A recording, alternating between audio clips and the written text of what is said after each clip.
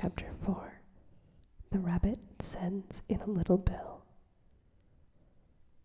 It was the White Rabbit, trotting slowly back again and looking anxiously about as it went, as if it had lost something, and Alice heard it muttering to itself, "The Queen, the Queen!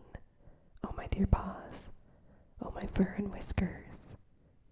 She'll get me executed, as sure as ferrets are ferrets. Where can I have dropped them, I wonder?"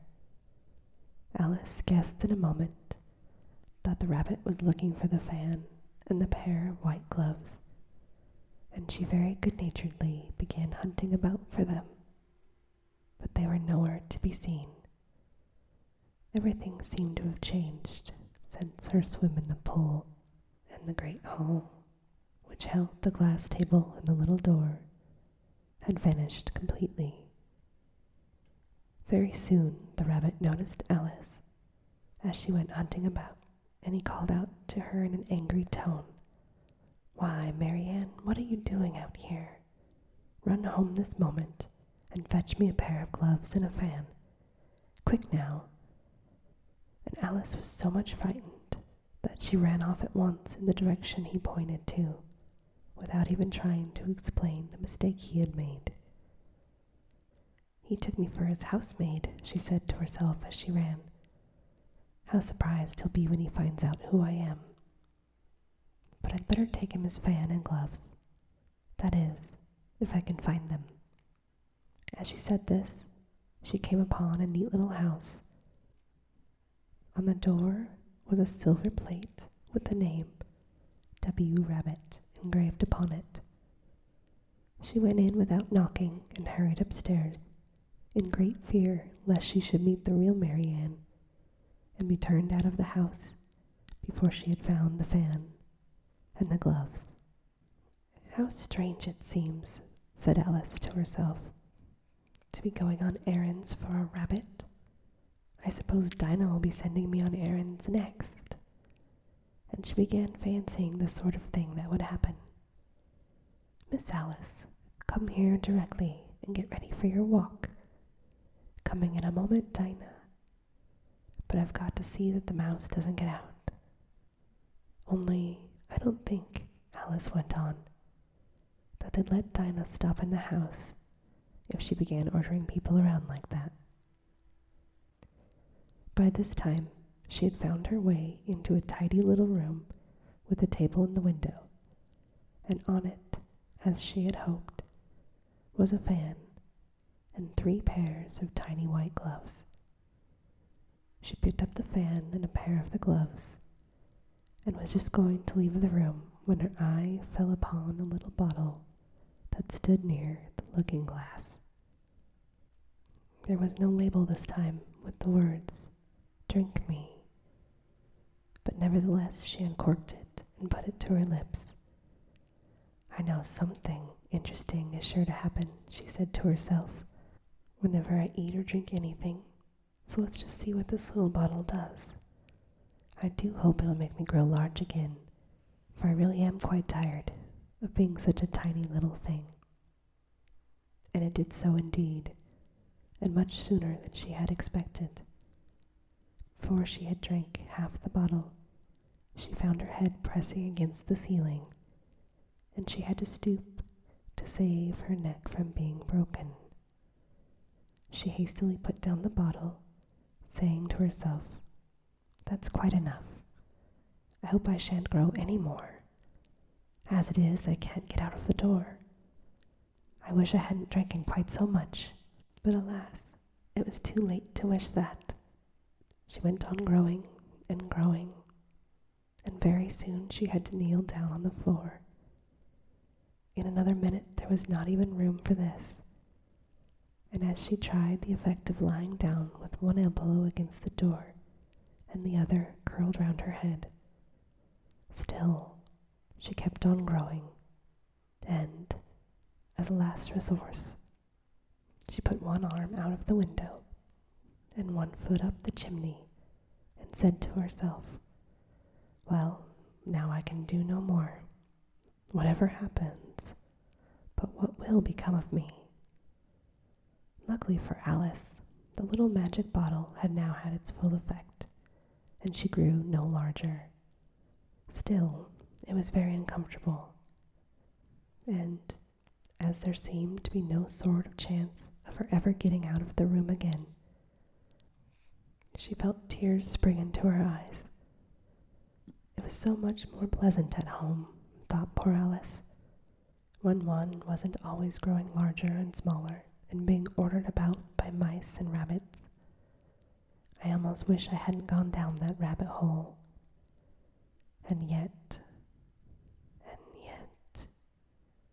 it's rather curious, you know, this sort of life.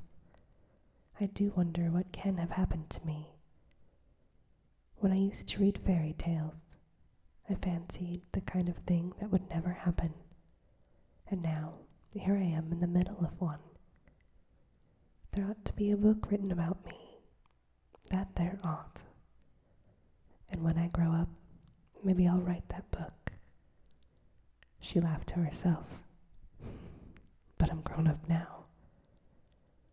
Although, at least there's no more room to grow any larger here. But then, thought Alice, shall I never get any older than I am now? That'll be a comfort one way, never to be an old woman. But then, always to have lessons to learn. Oh, I shouldn't like that. Oh, you foolish girl, she answered herself. How can you learn lessons in here? Why, there's hardly room for you, and no room at all for lesson books. And so she went on, taking first one side and then the other, and making quite a conversation of it all together. But after a few minutes, she heard a voice outside, and she stopped to listen. "Marianne, Marianne," said the voice. "Fetch me my gloves this moment." Then came a little pattering of feet on the stairs. Alice knew it was a white rabbit coming to look for her, and she trembled until she shook the house, quite forgetting that she was now 1,000 times larger than the rabbit, and had no reason to be afraid of him any longer. Presently, the rabbit came up to the door and tried to open it, but as the door opened inwards, and Alice's elbow was pressed hard against it, that attempt proved a failure. Alice heard him say to himself, "Then I'll go round and I'll get in the window." "No, you won't," thought Alice, and after waiting until she fancied she heard the rabbit just under the window, she spread out her hand and made a snatch in the air. She did not get hold of anything, but she heard a little shriek and a fall, and a crash of broken glass. From this, she concluded that it was just possible the rabbit had fallen into the cucumber frame, or something of the sort. Next came an angry voice, the rabbit's voice. "Pat, Pat, where are you?" And then a voice she had never heard before. "Sure then, I'm here, digging for apples, Your Honor." "Digging for apples, indeed," said the rabbit angrily. "Here, come and help me out of this." Sounds of more broken glass. "Now tell me, Pat, what's that in the window?" "Why, it's an arm, Your Honor." "An arm, you goose? Who ever saw one that size?" "Why, it fills the whole window." "Well, yes, it does, Your Honor, but it's still an arm." "Well, it's got no business here. Go and take it away." There was a long silence after this, and Alice could only hear whispers now and then. "Sure, I don't like it, Your Honor, at all, at all. Do as I tell you, you coward." And at last, she spread her hand out again and made another snatch into the air. This time, there were 2 shrieks and more sounds of broken glass. "I wonder what they'll do next," thought Alice.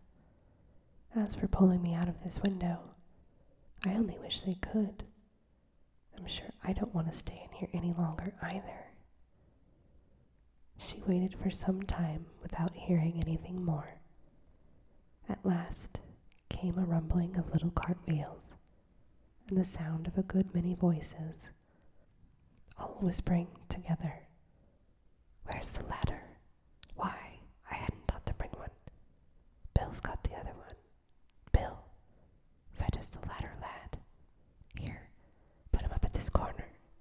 No, tie them together first. They don't reach half high enough yet. Oh, they'll do well enough. Hey, stop being particular. Here, Bill, catch hold of this rope. Wait, mind that loose slate. Oh, it's coming down. Heads below. Alice listened intently, wondering what they were going to do next. She thought she heard someone up near the chimney. Oh, it must be Bill coming down the chimney then, thought Alice to herself. Shy, they seem to put everything upon Bill. I wouldn't be in Bill's place for a good deal. This fireplace is narrow, to be sure, but I think I can kick it a little. She drew her foot as far down the chimney as she could, and waited until she heard a little animal, though she couldn't guess which kind, scratching and scrambling about in the chimney. She said to herself, this must be Bill. She gave one sharp kick and waited to see what would happen next. The first thing she heard was a general chorus of, oh no, there goes Bill. And then she heard the rabbit's voice. Catch him, you fools, he's over there. And then silence, and then a confusion of voices. Hold up his head now, Brandy now. Don't choke him. How is it, old fellow? What happened to you? Tell us all about it. Last came a little feeble, squeaking voice. That must be Bill, thought Alice. Well, I hardly know. No more, thank you, I'm better now. But I'm a deal too flustered to tell you. All I know is, something comes at me like a jack-in-the-box, and up I goes like a skyrocket. So you did, old fellow, said the others. We must burn the house down, said the rabbit. And Alice called out as loudly as she could, if you do, I'll set Dinah on you. There was a dead silence instantly, and Alice thought to herself, I wonder what they will do next. If they had any sense, they'd take the roof off. After a minute or two, they began moving about again, and Alice heard the rabbit say, a barrel full will do to begin with. A barrel full of what? Thought Alice. But she had not long to doubt, for the next moment, a shower of little pebbles came rattling in at the window, and some of them hit her in the face. I'll put a stop to this, she said to herself, and she shouted out, You'd better not do that again. This produced another dead silence. Alice noticed with some surprise that the pebbles were all turning into little cakes as they lay upon the floor. A bright idea came into her head. If I eat one of these cakes, she thought, it's sure to make some sort of change in my size, and as it can't possibly make me larger, I bet it'll make me smaller. So she swallowed one of the cakes and was delighted to find that she began shrinking immediately. As soon as she was small enough to get through the door, she ran out of the house and found quite a crowd of little animals and birds waiting outside. The poor little lizard, named Bill, was in the middle, being held up by 2 guinea pigs, who were giving him something out of a bottle. They all made a rush at Alice the moment she appeared, but she ran off as fast as she could, and soon found herself safe in a thick wood. "The first thing I've got to do," said Alice to herself as she wandered about in the wood, "is to grow to my right size again. And the second thing is to find my way into that lovely garden. I think that will be the best plan." It sounded like an excellent plan, no doubt, and very neatly and simply arranged. The only difficulty was that she had not the smallest idea of how to set about it, and while she was peering about anxiously among the trees, a little sharp bark just over her head made her look up in a great hurry. An enormous puppy was looking down at her with large round eyes, and he feebly stretched out one paw, trying to touch her. "Oh, you poor little thing," said Alice in a coaxing tone, and she tried hard to whistle to it, but she was terribly frightened all the time at the thought that it might be hungry, in which case it would be very likely to eat her up in spite of all her coaxing. Hardly knowing what she did, she picked up a little stick and held it out to the puppy, whereupon the puppy jumped into the air off of all of his feet at once. He gave a little yelp of delight and rushed at the stick.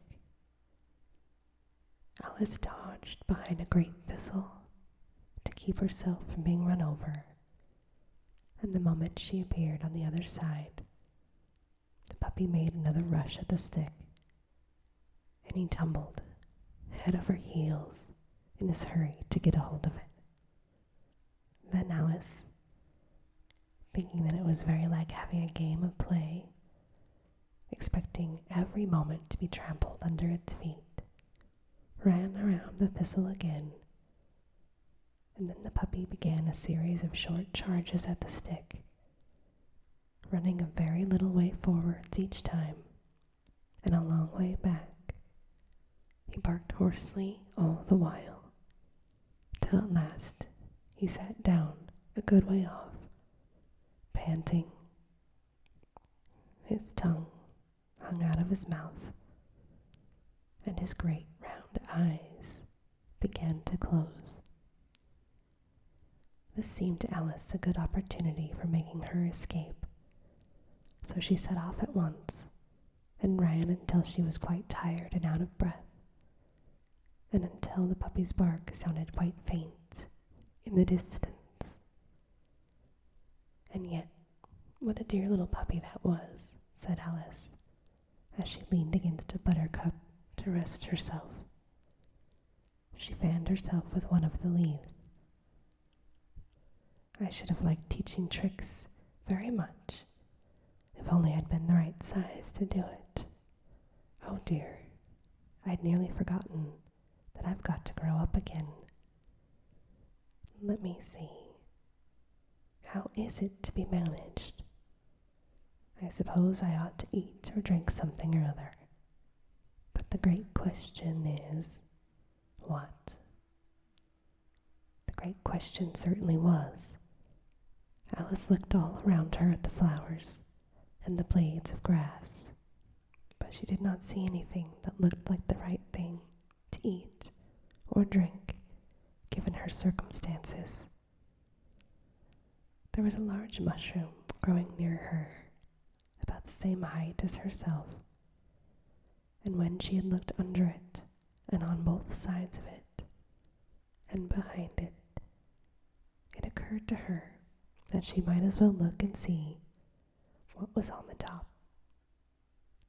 She stretched herself up on her tiptoes and peeped over the edge of the mushroom, and her eyes immediately met those of a large caterpillar who was sitting on the top with his arms folded, quietly smoking a long hookah and taking not the smallest notice of her or of anything else around him.